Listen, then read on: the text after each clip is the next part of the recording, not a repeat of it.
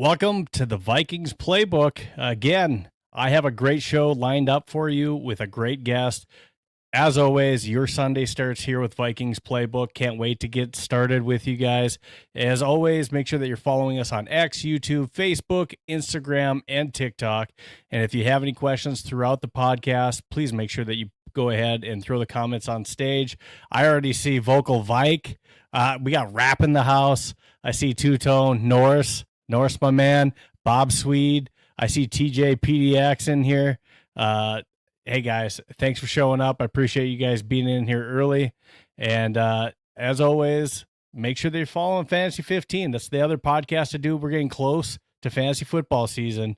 So we're gonna be going every Wednesday. We're gonna have a full draft kit for you for 2026, waiver wire advice, rankings, and also Fantasy 15 fan chat, an opportunity for you guys to go ahead and share your thoughts, start trade with other owners, start leagues together, and then also ask us, our experts at Fantasy 15 Fantasy Football. So make sure that you're following along. Again, fantasy15football.com.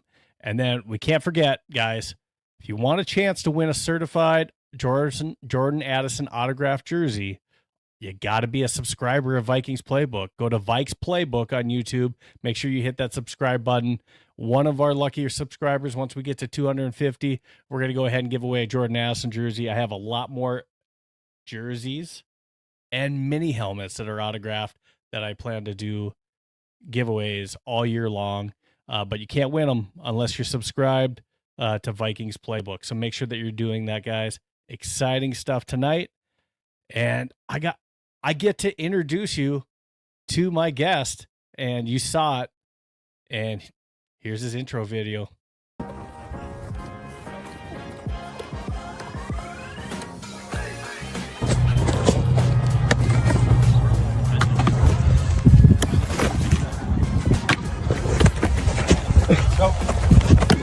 Donovan, don't cheat. You good, you good.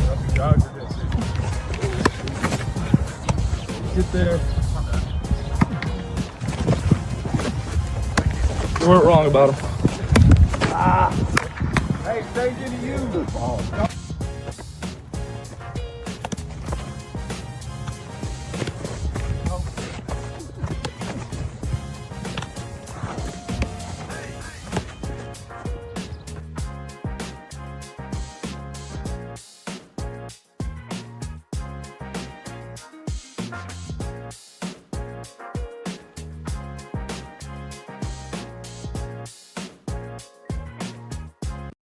None other than Coach Greg Holcomb. Greg, welcome to Vikings Playbook. Thanks, man. That's a pretty sweet intro. I appreciate that. Thank you. You know, when I took a look at your guys' website, your social media, you guys got some good stuff going on, and I was just looking through some of the videos, and that last quarterback that I saw throwing the ball, that's your son. That's my son. Yeah, that's your son. Mm-hmm. So, go ahead and talk about this a little bit. And if you guys haven't followed it, or if you guys have, kids, or if you yourself, you're a quarterback looking to get some additional training, you need to make sure that you check out Next Level Athletix quarterback training, his website, www.nextlevelquarterbacks.com. Go ahead and follow Greg on QB Coach HOLC on X, and then Next Level QBA on X as well too. Check that out. But Greg, tell us a little bit about Next Level Athletix and what you guys are doing. As far as, is it just quarterbacks that you guys are doing training with, and how does somebody get started with you guys? Yeah, I focus on quarterbacks. That's my the lane I run in, and I've been doing this for 12 years, almost 13 years now. We're very fortunate that over the years we've gotten to be really have some great guys that do wide receiver training, DB training, some linebacker stuff. So we do come together and do some comprehensive things with those guys. I focus specifically on quarterbacks. So for my training sessions, I always tell my QBs to bring a receiver. It's free for them to come. And then they can obviously get some work in with them. So, I do it for two reasons. One, you can obviously have a quarterback that can throw to a receiver.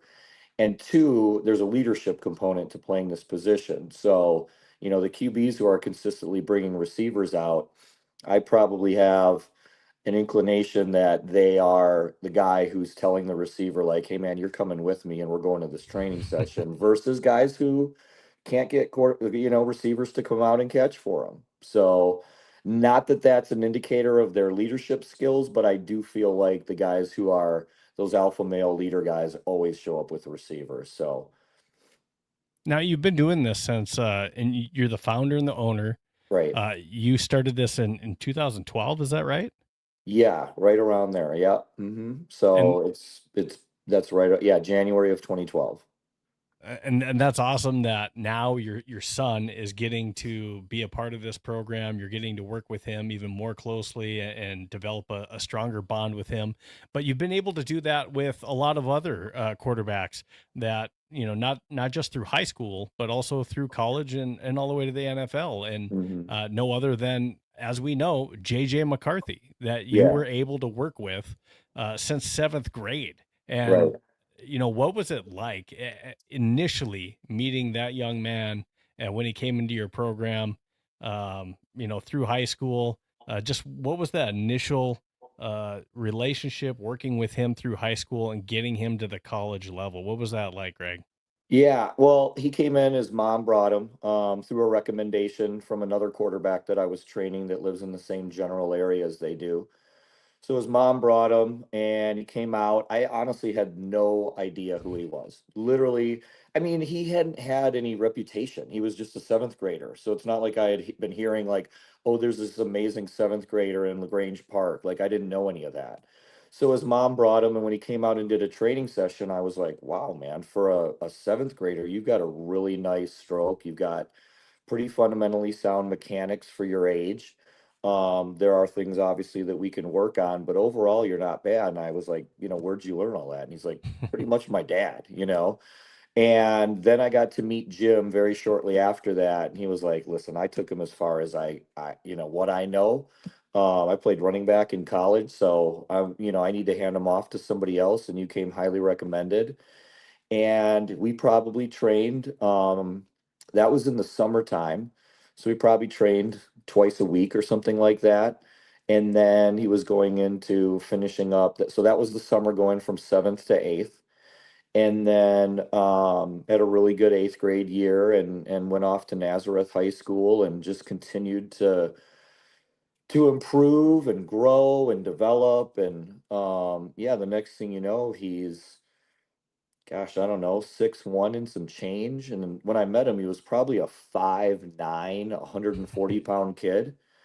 So it was really cool to see, one, just his physical development from a growth standpoint, and then see him develop as an actual quarterback. He could always throw, like, he always had clean mechanics. He was very smooth, but I feel like we did a good job just kind of like teaching him some of the basics, understanding ground force, rotational force, not throwing with just your arm, and then doing some pressure in the pocket drills and things to get him prepared to play high school football. And then obviously that transitioned into going off to IMG during the COVID year. So he went to IMG when COVID hit because we weren't playing football in Illinois. So he went down to Florida to play at IMG, and then off to Michigan, and pretty much everybody knows what happened from Michigan through, getting drafted by the Vikings. Now, with him going to Michigan and did you coach him still when he was going to Michigan, through that time, and winning a championship at the FBS level? Were you there through all of that? And then even just obviously he's doing practices with U of M. Yeah. But is he still doing some stuff in the off season or during the season with you as well too? Yeah. So what I've found too is, you just saw the video that you had shown. That's Alessio Milivojevic. He's at Michigan Hmm. State. So he's only home for 2 weeks, and then he's got to be back on campus. So what I'm finding with guys that play at like the Power Four high level Division 1 is you really aren't off of campus very long. They want you there. They obviously want to get back into workouts and training. So there's like 2 weeks in May where guys come home that I get to work with them. And after that, they're pretty much on campus and they're working out and training. And then spring break is another opportunity that I would get work out. So JJ's path was the same way. But once they're off at Michigan, I mean, they've obviously got quarterback coaches and offensive coordinators for those programs that certainly know what they're doing. So, they're working with them and doing all of those things. So I do get to see our guys when they come home, but it's for a very short time once they get to that level. Now, you guys have a pretty close relationship. When we talked on the phone, you had mentioned that, JJ is like a son to you. Yeah. And again, you've been working with him since 7th grade. That's a long time, and a lot of hours, sweat, spent, Yeah. working with the kid and seeing him succeed, not only at the high school level, in college, and seeing him go to the NFL. But what has that special bond between the two of you guys, being able to get to that level, and what has that been like, and what has that meant for you, to see him succeed as someone that you feel so strongly about, like a family member? Yeah. I mean, we just connected and I connected with his dad, Jim. He's still a good friend of mine now today. And I mean, I probably talk to him a couple times a month, and it's literally nothing about JJ. It's all just about life and our kid, like, just like different things, but it's not like how's JJ doing? Like, how's his, any of that. We don't talk about stuff like that. We just talk Sure. about, two guys. And so it's been neat to be involved in JJ's life, not only as his trainer, but, I had him and his now wife, then girlfriend, babysitting my kids. And so, we got pretty connected, especially my son and I, to I mean, my son looks up to JJ almost like, a very, like a big brother kind of thing. And so it's been really neat. Like it's been very special. And I say this about a lot of the kids that I train. Like I'm not just their trainer. JJ is a special kid and that's a special Hmm. situation going to the NFL. But I feel like all the kids I train, I feel like I'm like that with. It's like I want to be more than just the guy that teaches them how to throw a football. There was a kid once several years ago and he showed up to a training session and I could just tell that something wasn't right with him. And I said, "Hey man, do you mind if we don't throw today?" And he's like, "Yeah, sure, why?" I go, "I just feel like something's on your mind. Like let's just go sit in the bleachers and just talk." And we ended up throwing later on, but we probably sat there for half the time just talking about like, he was just like kind of going through some things. I honestly don't remember specifically what we talked about. I just know there was something personal going on, and I could tell like throwing the football and training right now wasn't like top of mind for him. So I wanted to just sit and just like find out what's going on. And so I feel like I try to have that connection with a lot of the kids that we train. You connect with certain ones maybe a little bit more than others. And he certainly was one of those. So it's been really neat to connect with him at a younger age. And then, all the way through his, journey into the league. So it's been really cool. And JJ has had a lot of, some of those things that you can't really teach. Like, you can try to instill, Hmm. some of the mental aspect of being a mature individual and, um, being a leader. And I feel like he was definitely able to do that at the high school and the college level. It's a little bit different at the NFL level when you're coming Right. in as a young rookie Yep. and you're dealing with pros that have been there for years. You're there as a rookie, but JJ has a lot of individuals in the locker room that really like him. Yeah. He's a And very likable guy. There's no doubt. I think that has to do with the fact that, he comes in there with the mindset that he's going to work hard. Right. He's going to set the tone for others that, hey, I'm going to put in the time.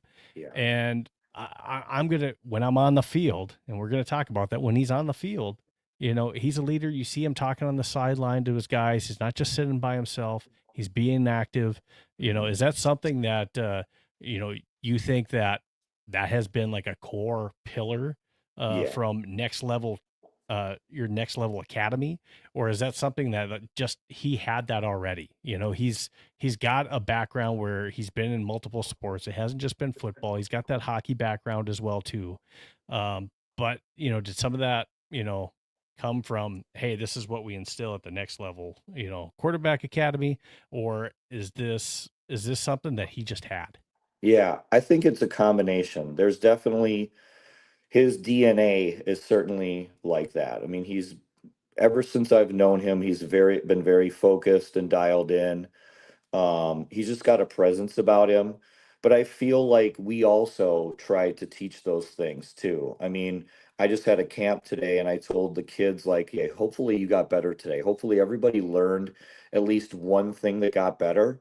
And then hopefully while you were at this camp for 3 hours, you interacted with another athlete or a coach or somebody here that made you a better person. Like it made you maybe be a little bit more patient, or maybe there's a kid that threw a few bad balls and he probably didn't feel good about himself and you were kind enough to pick him up. Like those are the kind of things I think that, separates us maybe from other places, but also like that's life, right? Like football is going to end and who are you after that's all over? So I feel like we do preach those things. We certainly want to make the kids who train with us become, well-rounded, good young men, and then men as they grow older. Um, I also think that JJ has a natural, just, it's just part of his fabric. So the two of those with what we're teaching and then him having that kind of as core, certainly makes him who he is. Now, I know a lot of our Vikings fans are going to have some questions, and I think there has been, we've dealt with it with other quarterbacks as well too. I think when Kirk Cousins was the quarterback here, he had his fans, he had the people that were anti-Kirk.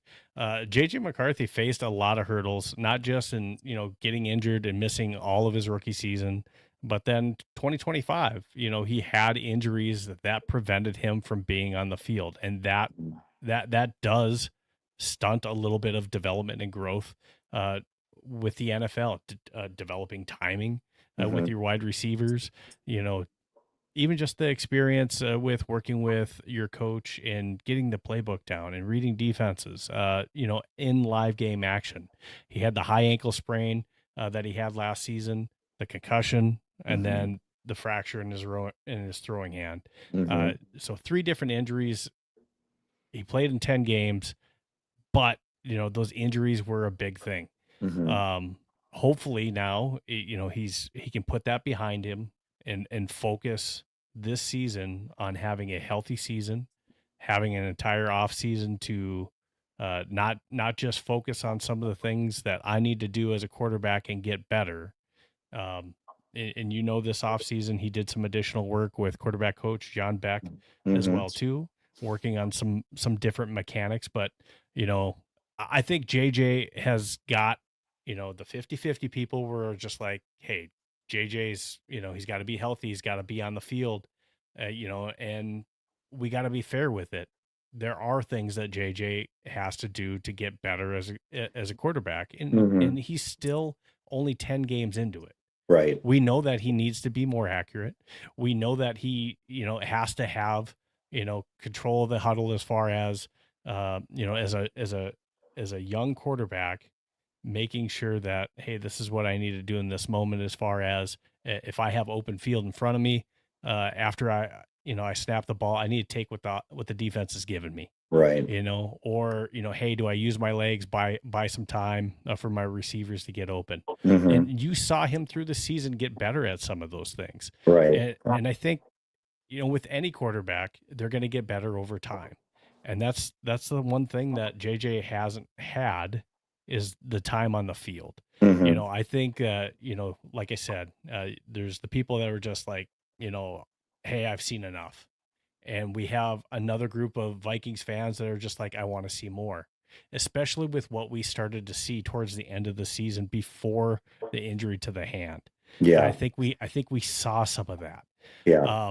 So let's just talk a little bit about what we saw last season and kind of some of your analysis. I know that you were working with him a little bit, probably, I'm sure, having conversations with JJ, but can you take us inside, on that very first game?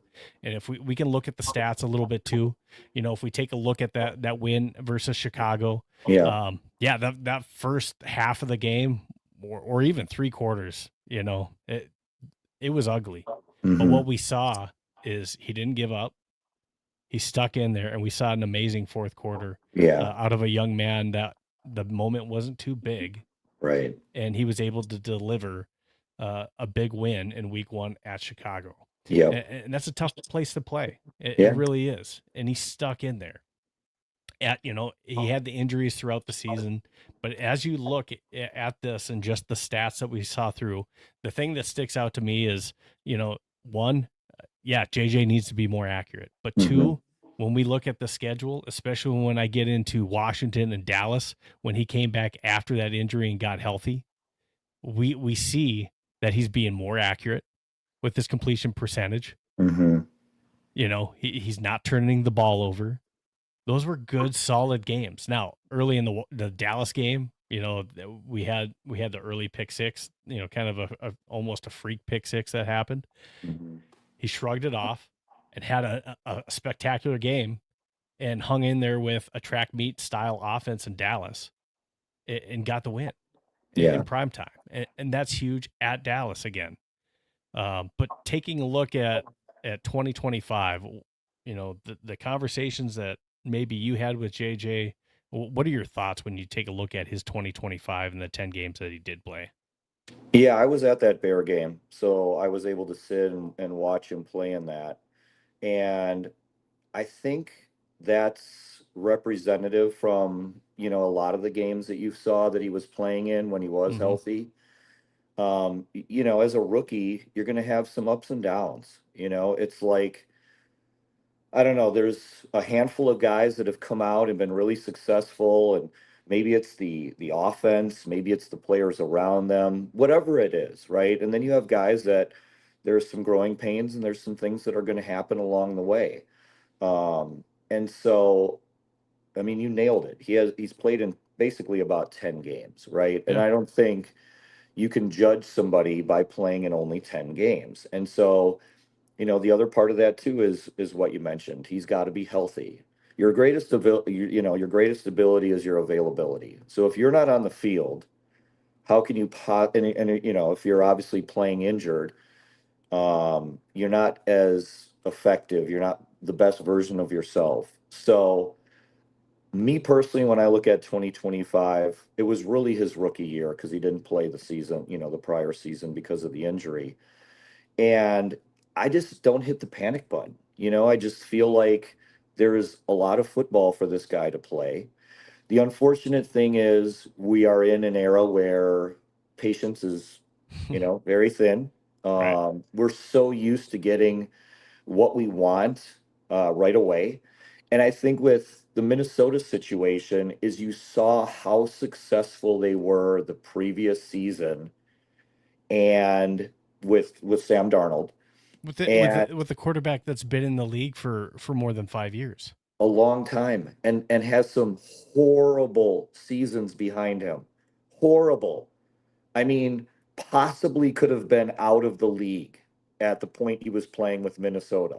He had some really bad seasons in New York, Carolina, San Francisco, he barely played, but so he was able through those years to obviously put together and figure it out, and then you Right. get into a system.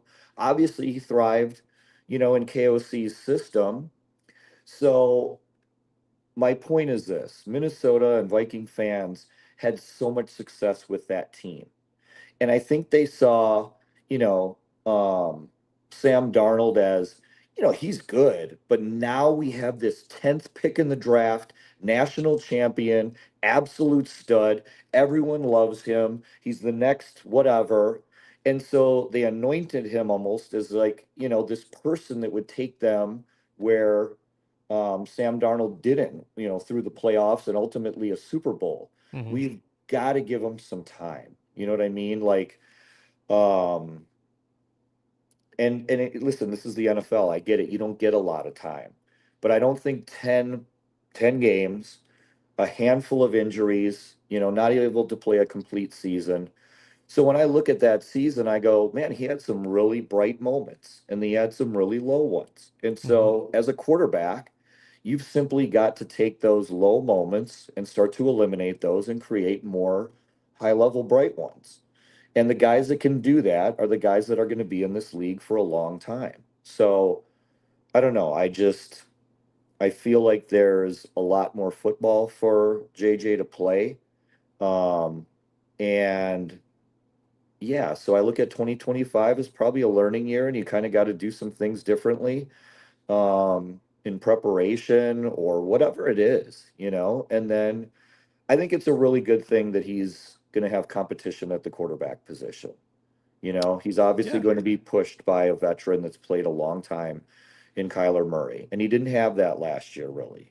So, that brings out the best in probably both of those guys. So I think it'll be good for both of them.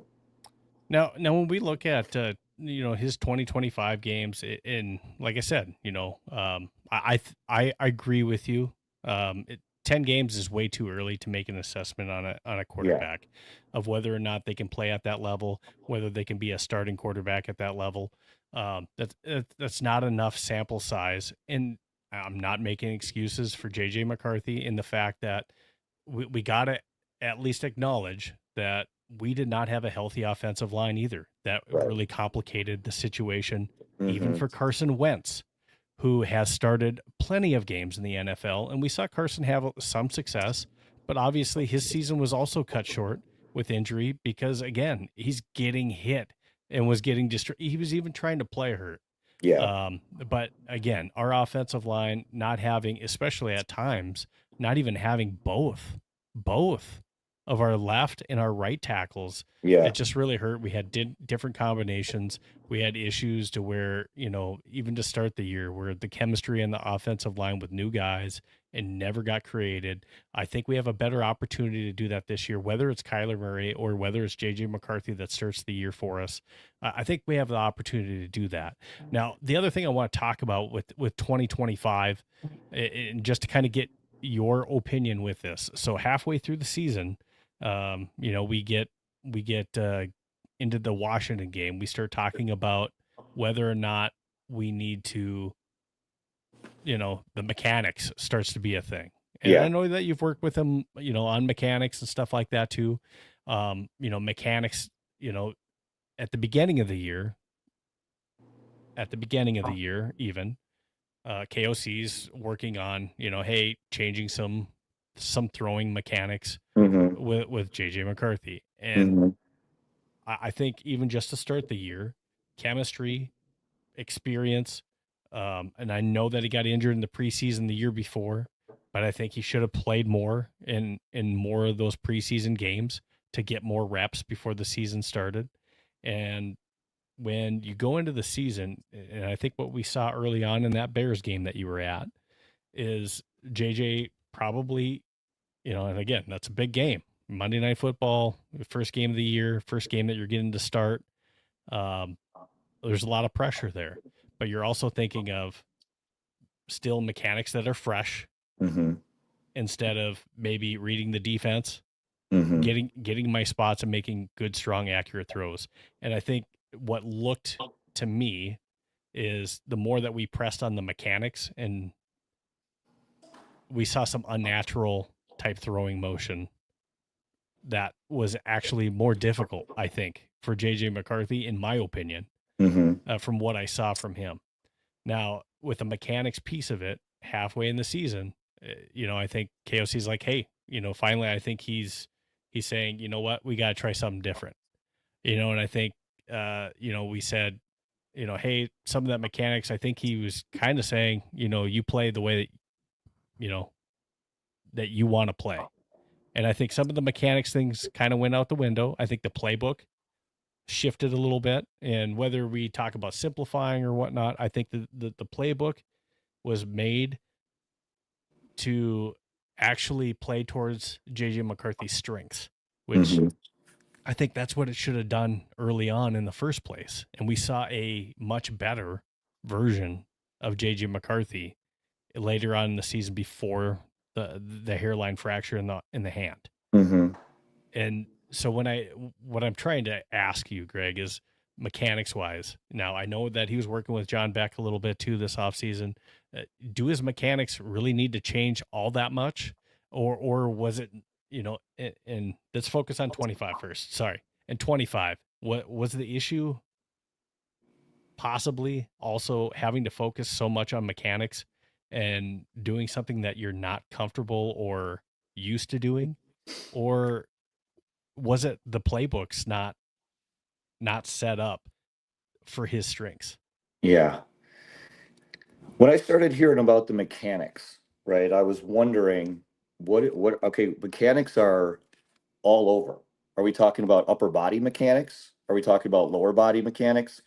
Because if you're talking about at the end of his throw where he swings his back leg around, okay, then yes, that fundamentally is not what you should finish with. You shouldn't swing your right leg around on your follow through. So when people were talking about mechanics, I always wondered, what specifically are you talking about? Are you talking about upper body mechanics? Are you talking what are we talking about with I think mechanics? some of it was the footwork, and like the leg flying was one of the big talkers. You know, Right. how his right leg flies out, when he lets it go, that right leg is like Yeah. flying around. I think that was one of the things that was a big talker. But sorry, keep going. Yeah. So as a quarterback trainer, mechanics are always at the forefront, right? Bad mechanics equals inaccurate throw. It's going to lead to less power. So, of course, mechanics are at the forefront. And what unfortunately happens is you're expected to be a finished product by the time you get to the NFL when it comes to mechanics. There's a handful of guys that change their mechanics as they get into the league. Josh Allen is certainly one of them. He would have this very high over the top release point when he was at Wyoming, started working with Jordan Palmer, and now he's got almost like a 3/4 like sidearm slot like kind of throwing motion, right? So you could obviously change mechanics at any age, right? At any level. And so when people were talking about JG's mechanics, if they want to talk about that back leg swinging around and all that stuff, like I understand that. I would also say watch some other guys throw and see if you see that happen, because I'll bet you do from time to time. So not everybody's going to be completely in the ground, rotational force, connected to the turf, all the things that you preach when you're talking about mechanics. So yeah, I mean, part of me understands that that was the easy, low-hanging fruit thing that people like. As soon as one person starts going, "Oh, his back leg swings around," then all of a sudden everyone starts talking about it. So I Right. understand that that's how this happens, but I don't think that that's the deep-rooted like number one problem with this. I think it's playing more football, becoming a quarterback in the league, being in the offense and getting like it's a handful of things that is going to help him. Mechanics are obviously critically important. John Beck is with 3D QB, which is probably the best mechanics training academy. That's Tom House's group. So, those guys are almost scientific, almost like medical when it comes to mechanics, like talking about specific parts of the body. So, it's good that JJ obviously is getting in front of like a group of guys that can probably dial down some things. But listen, at the end of the day, yeah, keep your back foot connected to the turf when you can. But that's not going to happen on every single throw. You're going to make some off-platform throws that are going to have you make some funky, footwork moves. And I mean, I go to Aaron Rodgers pretty easily. Like, the guy throws off the ground sometimes, and no one's going, wow, he has both feet off the turf when he throws. Right. So, yes, mechanics are obviously extremely important. I think that we can always, whether it's JJ or anybody, improve mechanics, especially when you're a younger quarterback, like really kind of like figure that out. At the end of the day, I think it's playing more football, right? It's Okay. playing more football, and just improving, you know? So I don't know. The mechanics thing, when I heard that, I was like, yeah, okay. Like, if you guys want to talk about his back foot, Yep. is that making him throw interceptions? You know, is that Yeah. leading to poor play? I mean, yeah, of course it can, but like there's probably a number of things going on there. And let's not just focus on the fact that his back leg's swinging around as he throws. Now, in the Washington Dallas, again, the playbook thing came into play to where we're simplifying some things.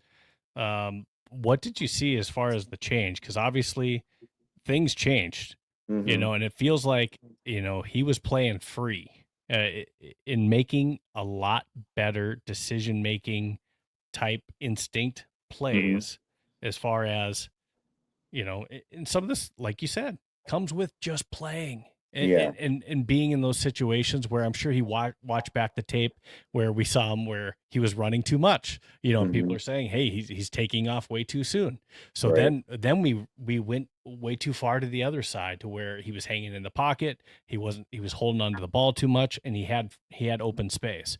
And then it seemed like when we got into like the Washington, the Dallas game, hey, JJ's figuring it out as far as when I need to hold on to the ball a little bit longer for my receiver to get open, or Mm-hmm. when hey, the defense is giving it to me, I'm going to use my God-given athletic talent and I'm going to go get the first down.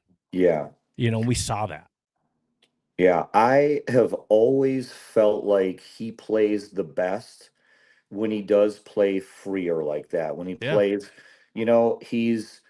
I've watched him literally like run around an entire field back and forth, right, in high school. And, and obviously that's, not really the best thing to do. But when he's able to play in that kind of freer environment, I certainly feel like he's more comfortable. Now, here's the thing: you got to play in KOC's offense. You got to play, Right. you got to run his plays and you've got to go through your progressions the way he wants you to do it. So I think the best coaches always take the personnel that they have and the talent level that they have and the talent, like the skill set of the guys that are in the room. And then they also have to be, have their foundation and their beliefs and their core values. And you kind of blend them together, right? Mm-hmm. Like if I'm a coach and I'm a diehard passing coach and I get a quarterback into my program and he can't pass, well, how am I going to have a passing offense with a quarterback that can't throw? So I would have to be more open-minded to be able to run the ball more. Sure. So, that's kind of where I'm going with this. I think a blend of, KOC's offense and the structure and all of the things that he's had so much success with, and then, a little bit of JJ and his ability to make plays and to play free and to do some things that are maybe outside of that framework. That's, I think, going to be where he's the most comfortable, and that's where I think he's going to be able to play with the most success. Yeah, and with KOC, I think he kind of admitted at that point, like, hey, we need to change some things in order for JJ to feel more comfortable and have success. And I will give props to KOC for doing that during the season. And Hmm. we saw some of that success. We saw some positive development from JJ in those moments. And I think he has to do that this season, whether it's Kyler Murray or whether it's JJ McCarthy. Right. You may have your offense, but this isn't Kirk Cousins. Kyler No. Murray or JJ McCarthy are not Kirk Cousins. No. Kirk Cousins, yes, he probably is the ideal quarterback for a KOC offense. Yeah. He is dang near a robot out there. Right. As far as like what KOC wants to do, but Kyler Murray and JJ McCarthy are more athletic type quarterbacks where Right. they can make plays with their legs, they can get outside, and I think they can do different things better. Hmm. There's things that like a quarterback like Kirk could do really good in the pocket, but there's things that Kirk was limited by as well too. And I think just the offense, you got to adapt a little bit to your quarterback's strengths. And I think he's going to have to do that, whether it's Kyler Murray or whether it's JJ McCarthy. He's Right. going to have to do that a little bit in order for them to have the most success in this offense, in my opinion. Yeah. Now, They're both I'm not very dynamic players, right? Like absolutely. they make plays with their legs and they make plays with their arm. So I don't think there's a difference between the two, but they have a similar playing style. And I think as he gets better, JJ McCarthy is able to do that a little bit to where now it puts more stress on the defense as well too. Hmm. They're having to think about, hey, is he going to take it and run it? Right. So that is maybe taking an extra second or two off of maybe a linebacker that has to make a decision. Yeah. And maybe a guy gets open because, he's looking to cover the quarterback or not.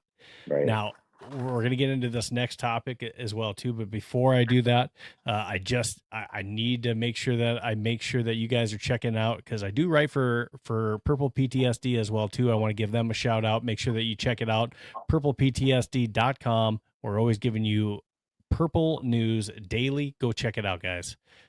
purpleptsd.com. Great writers over there.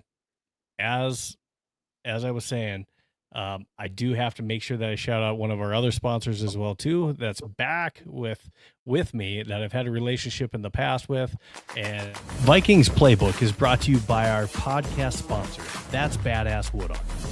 Go to their website and use code Playbook to receive 10% off on any products on their website. That's pretty badass.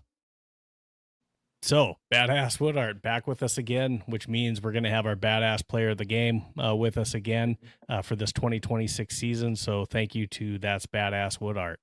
All right, so for the next topic I want to cover with you is JJ's development. All right, so off season, working with John Beck, what type of mentality do you think JJ is going to come in with this offseason? And we're going to get into the quarterback competition piece of it too, but his offseason focus, we talked about mechanics type stuff. You already mentioned a little bit with John Beck, but what should be the key things that you think JJ needs to focus on to make sure that he's ready for this offseason to improve and take some of these steps that he needs to? Yeah. I mean, staying healthy and taking care of your body, obviously. So, hopefully there's an injury-free season. That certainly would help. So I imagine that he's taking care of his body and getting in shape and doing all the things that you should be doing in the off season. He had a chance to go out in California and work with John, and he prepared him for his NFL draft. So he did his pro day and all of those things. So he knows JJ as well as I do. So, I'm sure John has put together a script and a program for him to do some things in the off season and probably clean up some mechanics and things of that nature. So again, I think his key to the off season focus is coming in with just a clean slate and trying to, um, you know, maybe not start fresh, but just like, all right, I've had a season under my belt now, right? Had some Mm-hmm. big ups, some big downs, haven't played well, have played well. And like I said earlier, it's time to take those check marks in that negative column and start to move those over to the positive side, just to start to put together some successful days in practice. And I don't think when it comes to the playbook or preparation or any of that stuff, you're going to get a different guy. I mean, the guy is diabolical. I've never met somebody that's more focused and just intent with his preparation. He's got um, all of those attributes. So it's not like he wasn't prepared with the playbook or any of that stuff. So you're going to get the same guy you had last year. He obviously has a better idea, I think, of, what's happening on the field after playing some games. So yeah, it's a combination of things. And I think his ability to move past some of that negative stuff is really what's going to help him. Because you could walk into camp and feel like, man, there's a lot of people down on me. There's another guy in the room now that people are talking about being the starter. There's, negative stuff all over social media about me, right? Like you could like let some of that stuff get to you. And the beauty of him is he does not, he doesn't care. And I think for him, I just need to grind and focus and go take that job. Yeah, social media can sometimes be an ugly place. It definitely can with some of the comments. There's good, there's bad, and some of the bad stuff out there. So me as a Vikings fan, what I will say is this is just my take, and everyone's gonna have a different opinion on it. But no matter who is wearing purple, and if they're leading this team, I'm gonna root for them. I'm going to root for him to succeed, whether that's Kyler Murray, whether that's Carson Wentz or JJ McCarthy. I'm going to root for that quarterback to do well. I'm going to root for every player to do well on this team because I want to see my team win.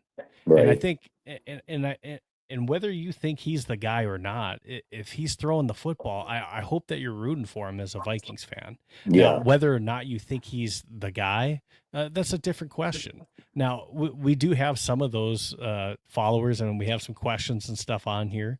But what would you say to, so we have some followers, we have some supporters in here of JJ McCarthy. We have some that, think, hey, Kyler's the guy to go with. But, somebody who says that, maybe he's just not the guy. And, John Jingles, I see some of your comments and stuff on here too, that, you think that we should move on to somebody else. But Greg, what would you say to somebody that doesn't think that JJ's the guy? That's fair.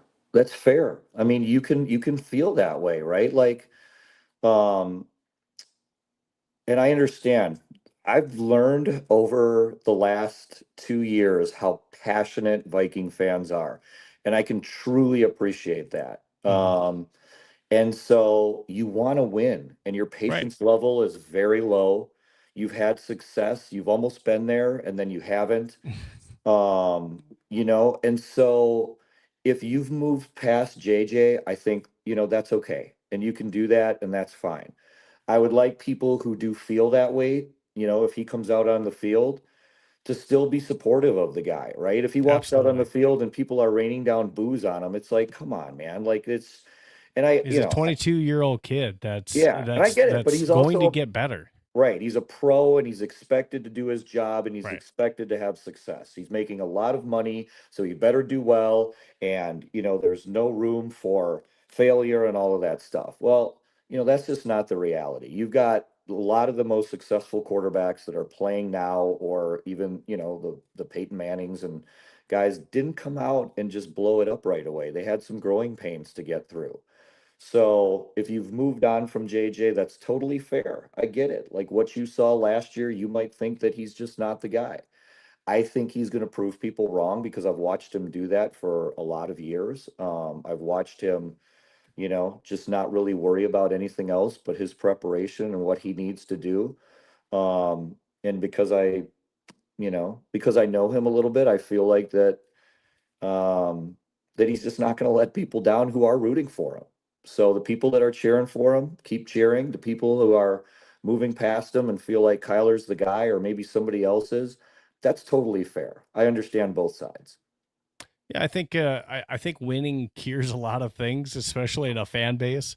Whether it's Kyler, whether it's JJ, or someone else. If a guy's winning, that cures a lot of ails as far as the naysayers and stuff out there. I would love to see the kid perform, prove people wrong on the field.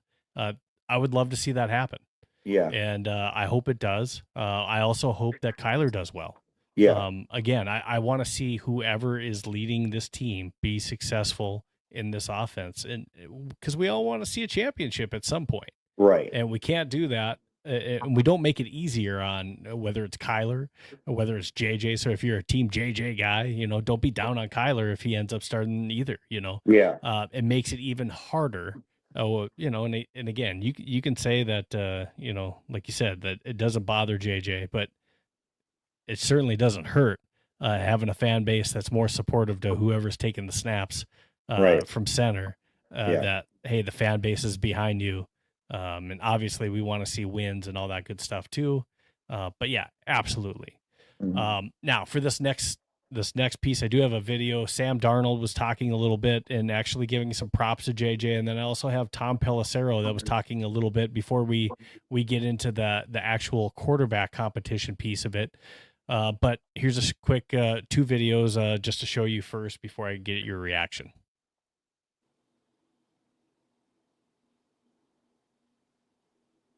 I totally understand the move to go with the younger quarterback on a rookie deal, and signing these veteran players that you can maybe pay a little bit more while he's on his rookie deal, especially if you believe in him. The business side of it. Yeah, the business side of it, I totally understand. And like, I think JJ is a good player. I think he's going to be a really good player in this league. I truly believe that.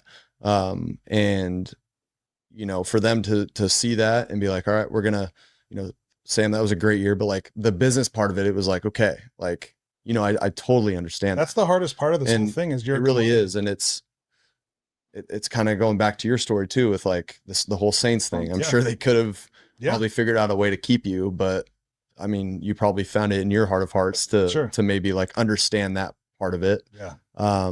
Maybe not.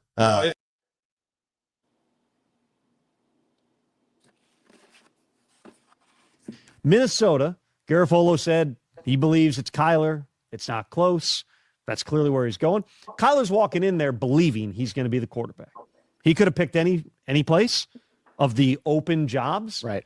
In another scenario, could he have gone to, for instance, Atlanta? Could he have gone to the Jets? He wants to go to Minnesota because Kevin O'Connell's a really good coach. Mm-hmm. He wants a shot in that system. He's still only 28 years old. Right. Money was no object because the Cardinals still owe him like $36 million this year, minus the minimum salary that's being offset from Minnesota, and they gave him a no-tag clause. So Kyler Murray controls his future in 2027. But job one is he's got to come out and compete and win that job over J.J. McCarthy. Contrary to popular opinion and all the memes, J.J. McCarthy's career to this point has not been an abject, unqualified failure. He's not stayed healthy enough. He's not been available enough. He's not been consistent enough. But you can't go back and watch him play in Detroit last year after a 6-week layoff because of a high ankle sprain. Watch him play against the Lions and go, this guy can't play in the NFL. He was good that day. He did not have to throw the ball a ton. I think he was under 200 yards passing. I mean, I was at that game. I've done this long enough. I can tell when a guy's able to play on time, when he's able to be accurate, when he's able to produce in the red zone. J.J. McCarthy did those things that day. You watch him play some of the games down the stretch. Even though he's dealing with a hand that was messed up, he had the baby early on in the season. There's so much going on in his life and with his body through the course of the season that it's hard to get a read. And that's not to say JJ's, you know, he's a success and you got to give him the job. No, it's to say there's enough there and he's young enough that they're not just going to punt on him. If this were just, it's Kyler's job and JJ's competing with Carson Wentz to be the 2, you would have traded JJ. You would have gotten whatever you could get for him already, because the longer you wait to trade a guy like JJ McCarthy, the less his value is. Other teams trade for untapped potential and traits. You trade something of value because your grade you had on J.J. McCarthy coming out in 2024, and listen, it was not consistent. There were some people who had him a lot lower, 6th or 7th QB. There were people who had him as the 2nd or 3rd QB in that draft. He ends up being the 5th one off the board after Caleb and Jaden, Drake May, and Penix. But the longer he's in the league and the more you don't see what you thought he could be, the harder it is to justify trading something of value for the guy, not to mention the fact that you're further into his contract and now that value on a rookie contract isn't there. So I fully anticipate they're going to give J.J. McCarthy the opportunity here to come in and compete with Kyler. If you're Kevin O'Connell, every quarterback wants to come to Minnesota. If Geno Smith could have had the option to come to Minnesota, I believe he would have been in Minnesota. If Tua had the option, which was probably never an option, in part because Brian Flores is the defensive coordinator in Minnesota, right. That was probably not going to be a fit back in the same building together. He probably would have chosen to go to Minnesota. He ends up in the 2nd best spot in Atlanta. But the point is, Kevin O'Connell has quarterbacks actively wanting to come and play for him because he had Kirk Cousins playing at the best level of his life until Kirk tears his Achilles early in the 2023 season. He had Sam Darnold playing the best football of his life. Daniel Jones never saw the field in Minnesota, but he got a crash course in that offense for a month and went, and until he got hurt last year, was probably playing the best football of his career in Indy. And I'm not giving Kevin O'Connell full credit for that. Shane Steichen obviously works with him as well, and Jim Bob Cooter and those guys. But that time with Kevin O'Connell, it's just proof that when players come available, they want to come. Kevin O'Connell's got a runway here. whatever it is, next 2-3 years. They still haven't hired a GM. That's going to come. But he's got time here to find who the quarterback is going to be. You now in that room have 3 guys who are top 10 picks. Kyler, JJ, and Carson Wentz, who's later on in his career. And 2 out of 4 seasons in Minnesota, O'Connell has needed that many quarterbacks because everybody's gotten hurt. Yeah. So I anticipate it's going to be a fair competition going in.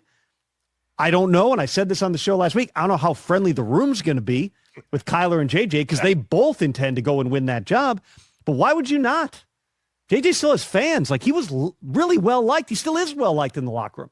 Just hasn't been consistent enough. All right, Greg.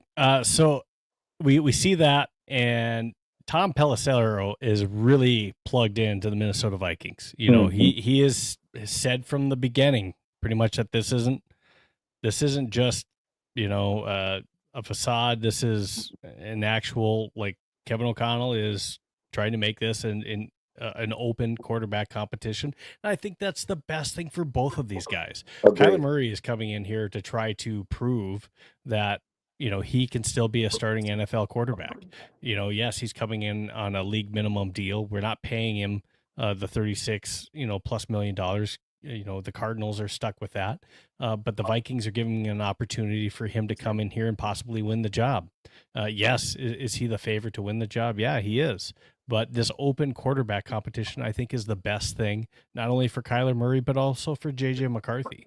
Because I think this is going to bring out the best of both of them, competition-wise, whether that be you know, just like Tom said, I don't know what kind of, you know, how much friendliness there's going to be in the room because everyone wants to be the guy. Everyone wants to win that job. But overall, with this quarterback competition, Kyler versus McCarthy in an open competition, I expect both of these guys to bring their best every day in training camp because they're trying to win the job. What are your thoughts on the competition? Yeah, 100% agree with that. And I love both of those videos of Sam Darnold and Tom Pelissero. So I mean, I couldn't agree more. I think one, it's a great opportunity for 2 guys that need to prove something to get out and compete for a job. Because let's be honest, Kyler's on a 1-year deal. So if he plays well in Minnesota, he's either going to get re-signed by the Vikings and get a big contract, or he's going to go somewhere else and get a big contract. JJ's at the end of his rookie contract, so he obviously wants to play well to get his next contract. So, you know, there's 2 guys that are going for a position to further their NFL careers. And then on top of that, I mean, of course, as NFL quarterbacks and competitors, you want to win the job. You don't, even if you're Carson Wentz, I don't think you go into training camp not trying to win the job. I mean, Carson Wentz very likely won't win it, but I don't think there's a guy that would walk in there and be like, I'm not here just to be the backup. So I agree. I think one of the things that maybe was, you know, missing last year in training camp was a veteran that could have pushed JJ to, you know, and teach him some things, right? Like, right. I mean, look at guys that sat and had an opportunity to, like, learn behind a veteran, even if it's in training camp. Carson came in really late. You know, so he wasn't there through training camp. No. He came in 3 weeks before the season. Right. Yeah. That's, you know, that wasn't going to be something that is really going to resonate with JJ for like a mentorship or any of that kind of stuff. So, you know, Kyler's been around the league a while, so I can guarantee you that JJ will be, you know, watching his practice habits and the things that he's doing and maybe taking some pieces from that while he's competing for the job with him. So, yeah, I love both those videos. I think they're spot on, and I agree with you guys. It's a good thing for the Vikings, and they're going to get a good quarterback. Somebody's going to come out of that competition playing well. I can't imagine they won't. They're going to push each other, and you're surrounded with talent. It's not like that's a bad team. Like it's not. You got as long as we're healthy, man. Right? You know, we weren't healthy last year. We didn't have Justin Jefferson for most of training camp healthy. Yeah, so there's chemistry issues there. There's chemistry issues with And we saw, the issues with the offensive line that we had. And if we're healthy, yeah, on paper, this is still we added Juwan Jennings. This is a really good offense It's a on good paper. team. There's no on doubt. defense, this could potentially still be a top 10 defense as well too. Yes, we lost some players. We brought in some rookies, and there's some questions there with Caleb Banks' health. But we have pieces to be competitive. The biggest question, as Justin Jefferson has said on TV as well too, in different interviews, the biggest question is can they get the quarterback play? Right. He's alluded to that. Is Mhm. that quarterback play going to be there?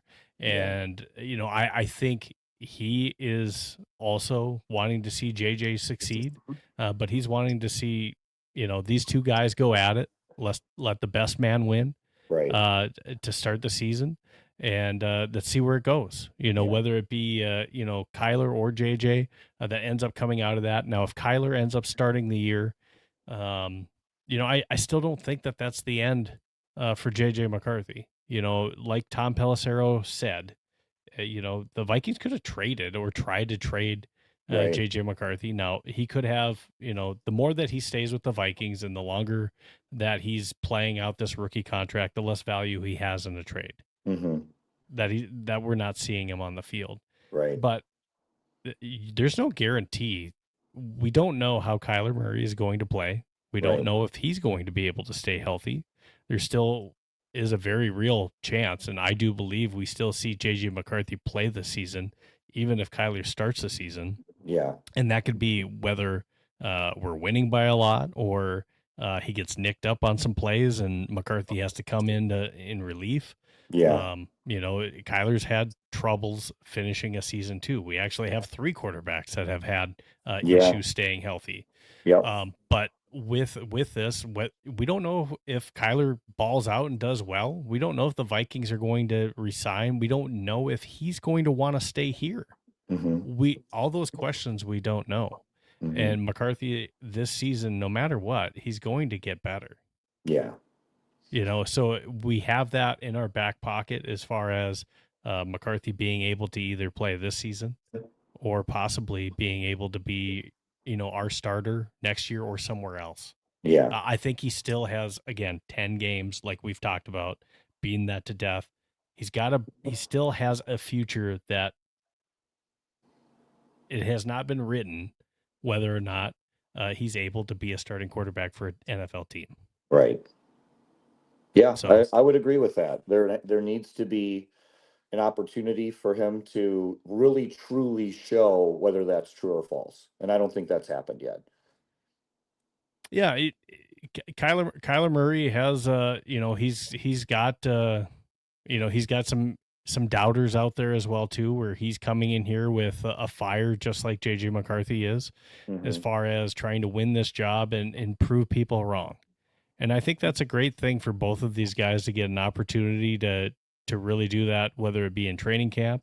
And I applaud KOC. I applaud Justin Jefferson for not taking a side in either of this, and really just the team supporting both of these guys and seeing who's going to win the job. Mhm. Who's going to go out there and win it. Now, Yeah. when we take a look at these guys and regular season stats, obviously Kyler Murray has more games in his pocket. He's got the experience coming into this. Carson Wentz is there too. I don't think Carson has really been included in that. Hey, these 3 guys are going to win the starting job. But I think it's really Kyler Murray and JJ McCarthy as far as winning the starting job that the Vikings are looking at. But when we take a look at completion percentage, Kyler has shown that he can be a Pro Bowl. He can be a good quarterback in completion percentage, and we can see that he's able to throw touchdowns. We've also seen that he's had issues protecting the ball. You look at the fumbles.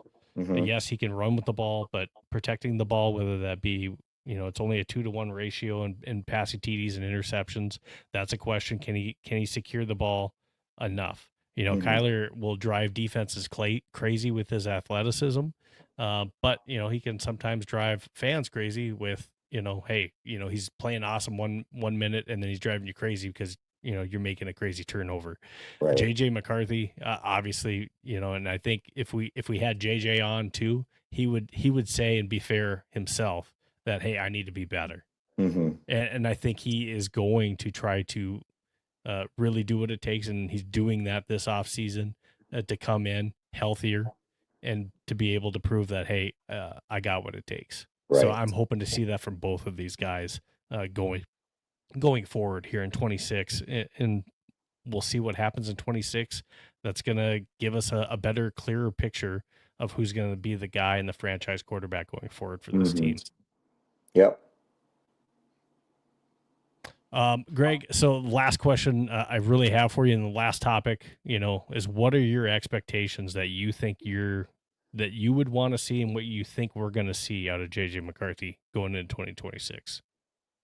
Yeah, I think the expectations are, to come in and just be a little bit more of a seasoned veteran.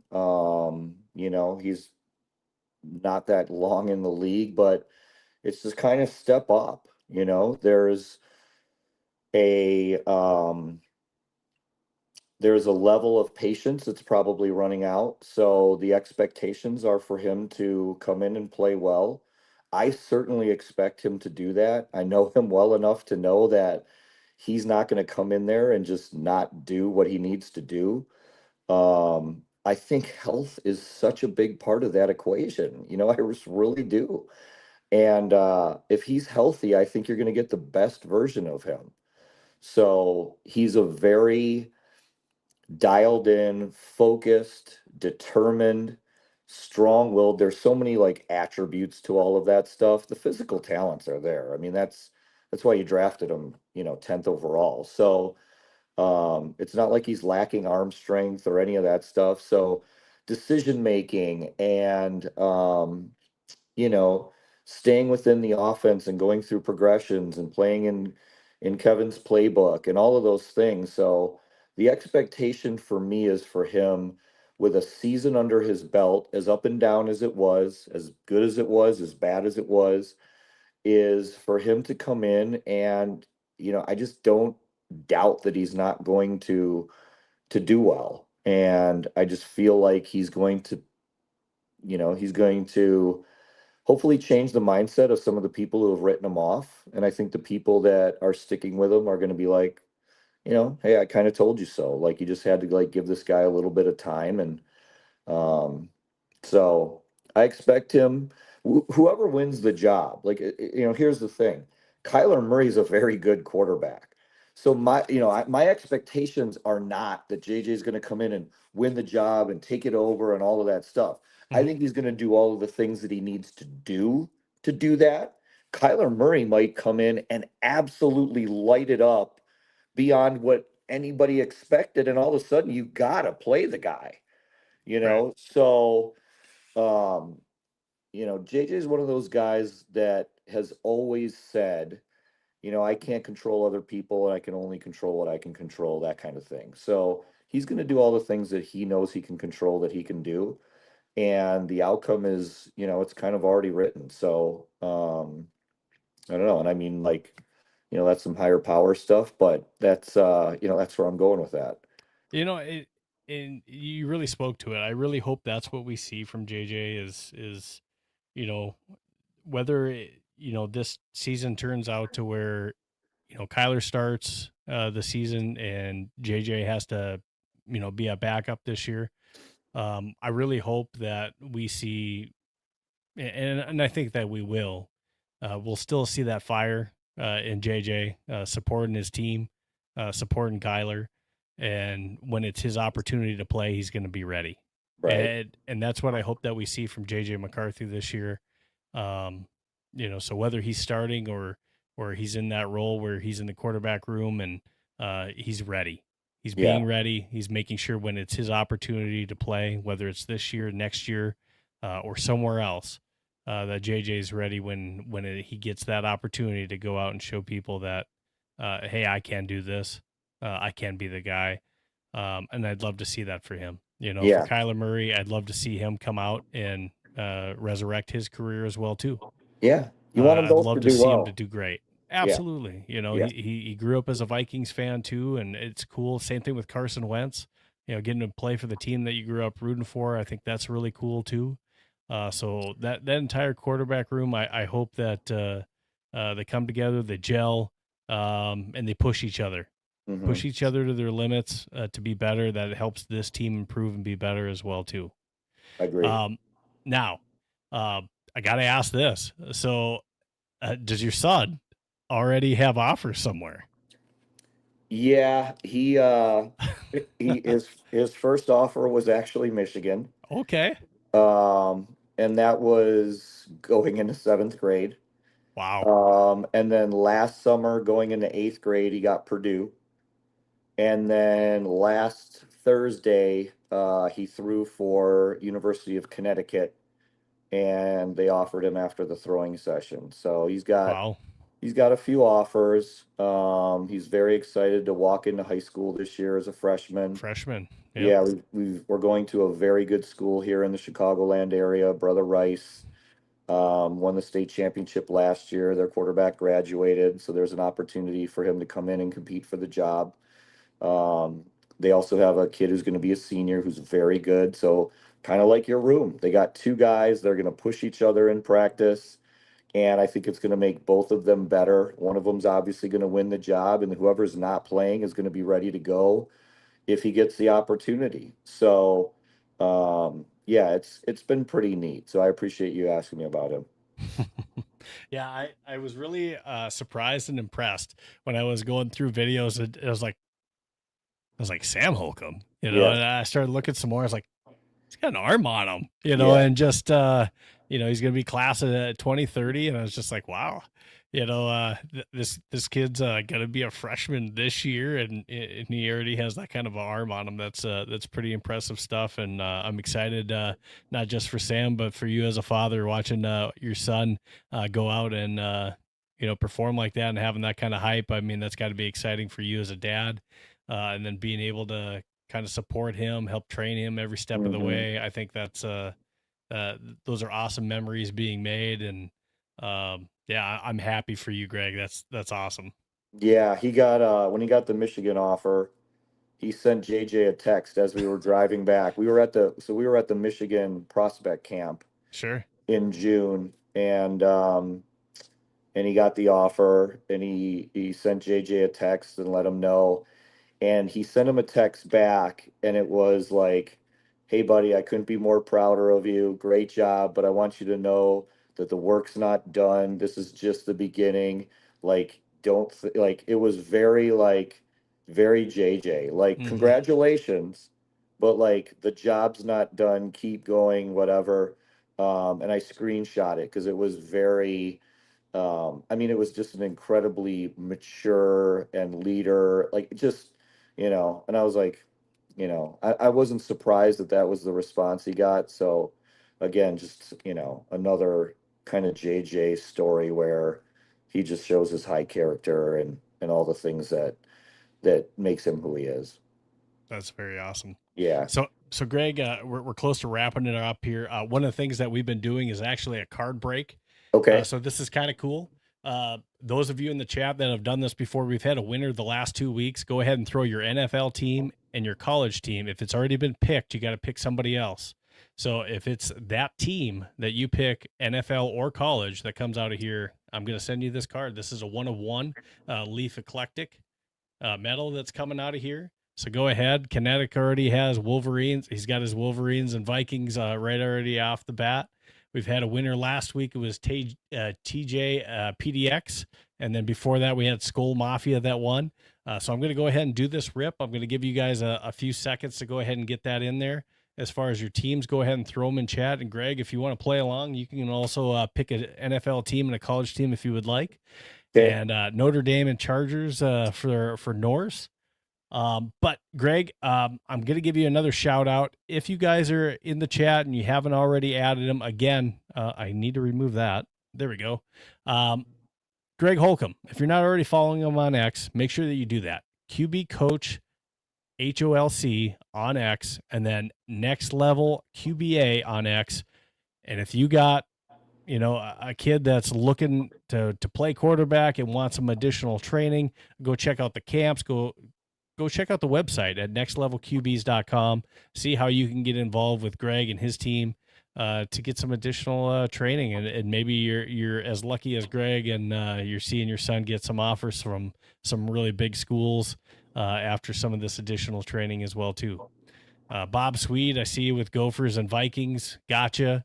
Anyone else, go ahead and get those in the chat. And then I also want to make sure that I give a shout out. Again, go check out fantasy football, fantasy15football.com. Please go ahead and do that as well, too. We're getting close to the fantasy football season. And again, if you're not already subscribed and you want to win that Jordan Addison jersey, make sure that you go to Vikings Playbook. Go ahead and subscribe. Once we get to 250, I'm giving away that Jordan Addison jersey. I have different giveaways, helmets, jerseys all season long, card giveaways that I'm doing. But you can't win if you're not subscribed and you're not following Vikes Playbook. So make sure that you do that. All right. I see a few of you guys that are on there. Greg, if you want to, go ahead and pick an NFL team and a college team. Well, I'm on a Vikings podcast. I got to go Vikings, and then I'm going to go. We got Vikings picked already, so you got to pick somebody else. I'll go Niners. Same with you, Bob. Niners. Okay, Niners are off the board. You want a college team at all? Oregon. All right. That's a good one, actually. We've had an Oregon picked. Bob, I need you to pick a different NFL team quick. Oh, Kinetic's going to let you have the Vikings. He says he'll take the Ravens this time. All right. Kinetic's trying to switch it up. All right, here we go. Live poll real quick.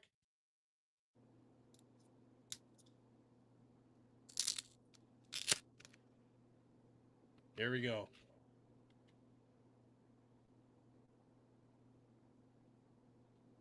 This is a coach. I'm going to rip one more. This is Steve Spurrier. So I'm going to rip one more here. I'm going to rip one more. We can't do it with the coach. We got to go with another one. All right.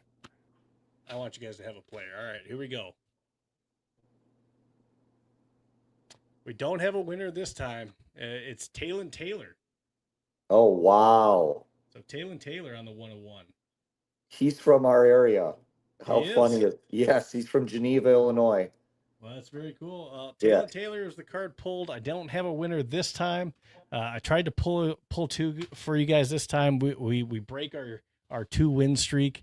But still, keep following along for every podcast. We'll do card breaks. SKOL Mafia and TJPDX are getting their cards in the mail, and you can win as well. Again, Greg, thank you so much for joining the show. Definitely appreciate it. And we love bringing on new guests, especially like yourself, that can give us not only your expertise and your insight, especially to being able to work with JJ McCarthy and working with quarterbacks, and then also seeing who you're working with. I'll have to start paying attention to Michigan State here, and then also seeing what happens with Sam, and seeing where he goes. That's really exciting. That's going to be exciting for me to watch, and maybe some others that start following you as well on social media and seeing what happens with Sam Holcomb. But yeah, absolutely. Kinetic, great. Kinetic saying great guest.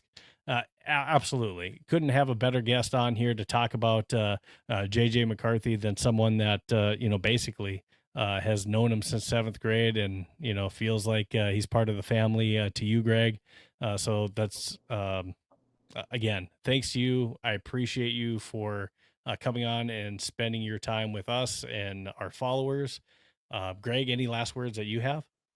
I just really appreciate it. I know how passionate the Viking fan base is. It's different. It really is. I grew up in Wisconsin, so I understand how passionate Packer fans are. Sure. I'm not one of them, so don't tear me apart. But yeah, I've developed a very big appreciation for how passionate Viking fans are, and so it's a pleasure to come on. I really appreciate it. It's always good to talk to good people, talking about a kid that obviously means a lot to me still after all of these years. So thank you guys. I really appreciate it. Definitely. And Greg, if you can also tell, I had a request for where they can get the Next Level hat that you're wearing.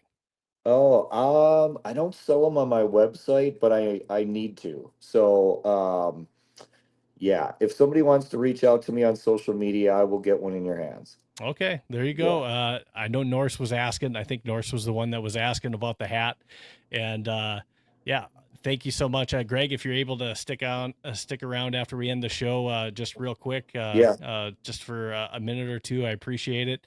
And thank you, everyone else online. This isn't possible without your guys' support and you guys following us. As always, this has been Vikings Playbook. Your Sunday starts here. This is Steve Hoikkala and my guest, Greg Holcomb. Coach Greg Holcomb from Next Level Athletics. Until next time, guys, SKOL Vikings, and we'll see you. Have a great weekend, guys.